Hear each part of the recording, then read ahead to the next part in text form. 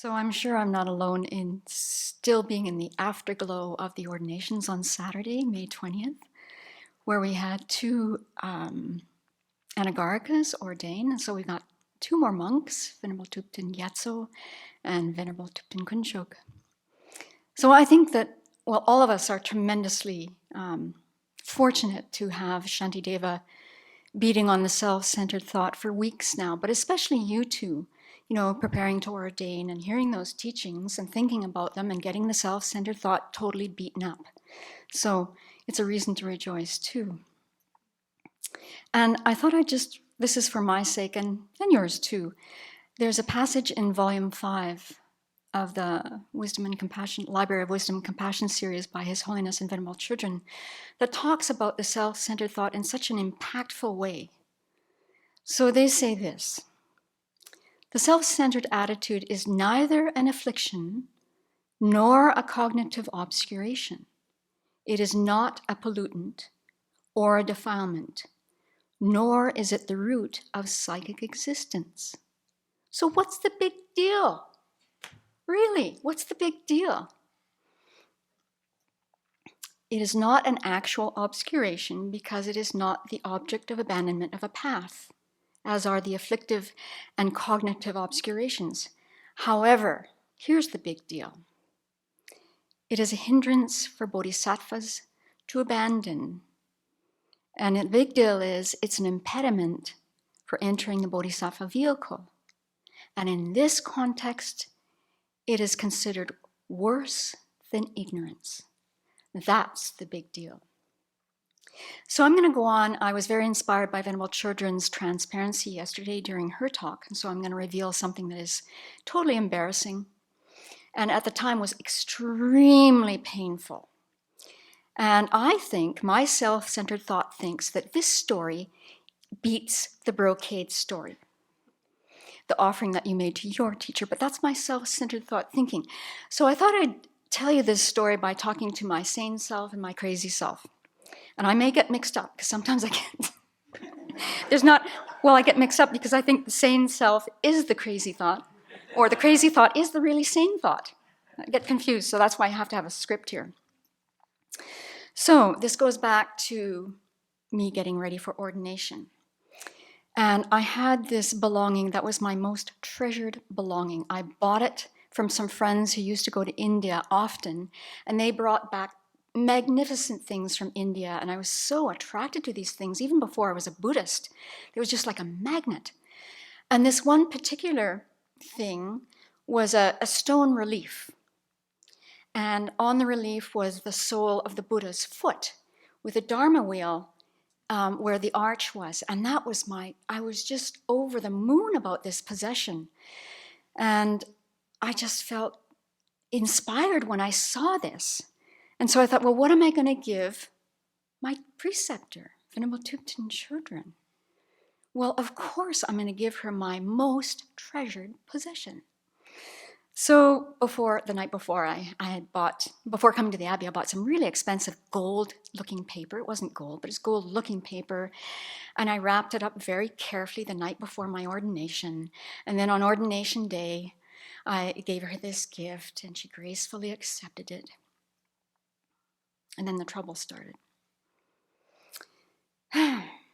So about a week after ordination, I was in Venerable Chödrön's writing studio, and I was there for something. And I looked over at her bookcase, and I thought, oh, that gift is still there. My gift hasn't been opened yet.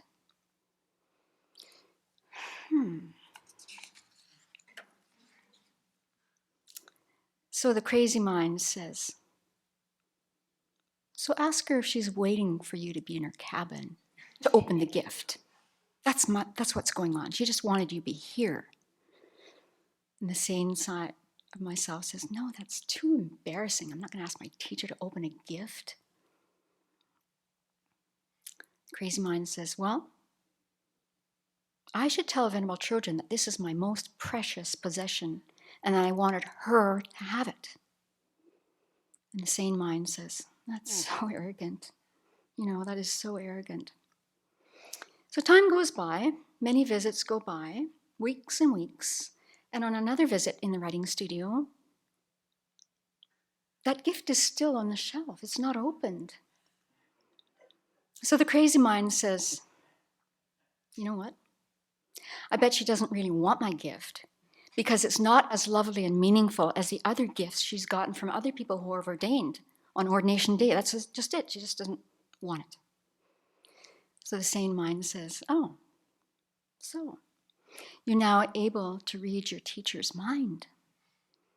And who do you think you are when you do that? And are you happy when you compare yourself to others like this? Obviously not. The suffering continued. Time goes by. Many weeks, now it's months. Actually, it's more than a year now. Then I go and visit in the writing studio for another reason. That gift is still there. It's not opened. So now my mind explodes. Explodes. I can hardly contain myself. The crazy mind says, okay, I know what this means. This means that she, Venerable Children, does not like me, and she's just trying to find the right time to tell me to leave the community. She's just looking for the right time. So the sane mind, after a number of hours, not right away, after a number of hours of misery and going into the forest and crying, the sane mind says, wait a minute, this is getting out of control. You take a look at what you've observed in Venerable Children's interactions. Now, does any of that lead you to this stupid conclusion? Look at what this thinking is doing to your mind. And look at how you're projecting all these lies, these ridiculous lies, all over your spiritual teacher. Get a grip. So the self-centered mind says, after a few weeks, okay, it's a bit much. But she's doing this on purpose to show me that she's not interested in the gift. And the sane mind finally says, now you're getting it. You're getting it. Do you think that Venerable Children needs that gift? The crazy mind says, of course she doesn't need it, but she needs to see that I can part with my most beautiful, treasured belonging. She needs to see that.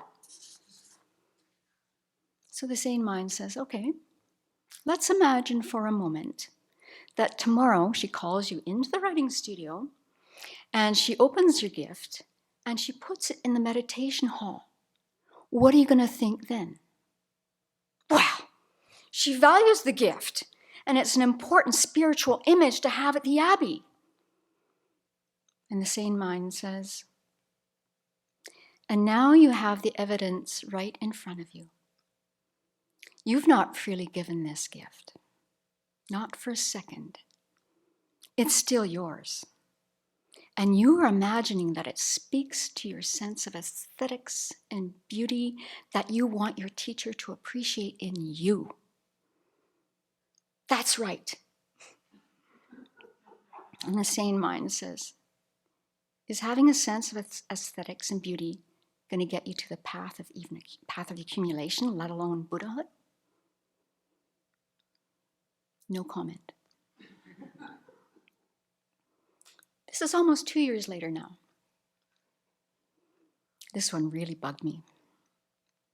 Venerable Trini comes to me and asks me what is in the gold-wrapped parcel. Whew. There was rockets going off in my head that day. At the time, we had some visiting monastics at the Abbey. The next visit to the writing studio, the gift was gone. The crazy mind, when that mind saw that, was, I can't believe it. She gave away the gift without even opening it. And the sane mind says, yes, the gift is gone. And it's time for you to work on giving the gift away. Okay, that's embarrassing. It's really embarrassing. Okay, so I'm going to make you really mad now. I do not remember any of this. Thank you. But it's true. It did happen. So, for the two of you who just ordained, I don't know if you'll have this experience, but I can tell you this. You can't lean on the robes and your short haircut to deal with the self-centered thought. You're going to have to listen to these teachings again and again. Keep going back to chapter 8. I'm talking to myself too, right? I'm just teasing you right now. Go back again and again and listen to those teachings and just expose this kind of thinking that brings such terrible misery and how we project on others and makes us totally crazy and actually unbearable to live with. Really, unbearable to live with. You want to know how to make enemies? Just keep going with the self-centered thought. So, in conclusion, don't give venerable children the mic. That's an order.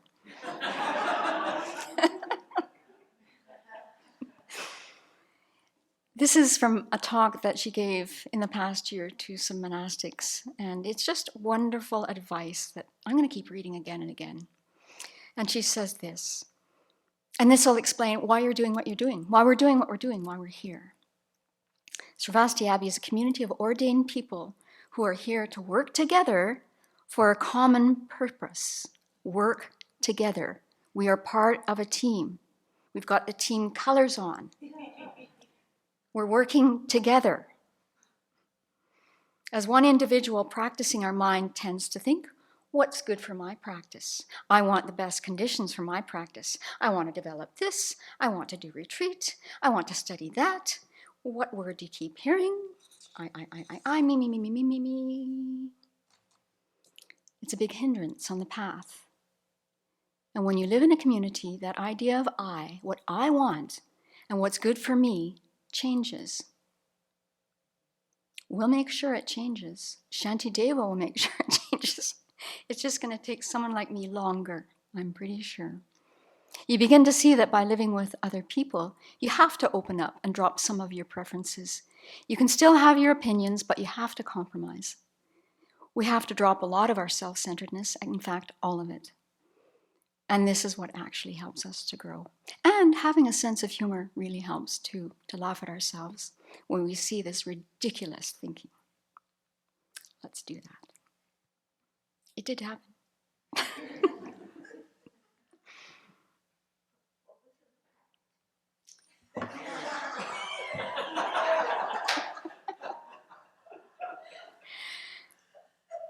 $7 million for the Buddha Hall.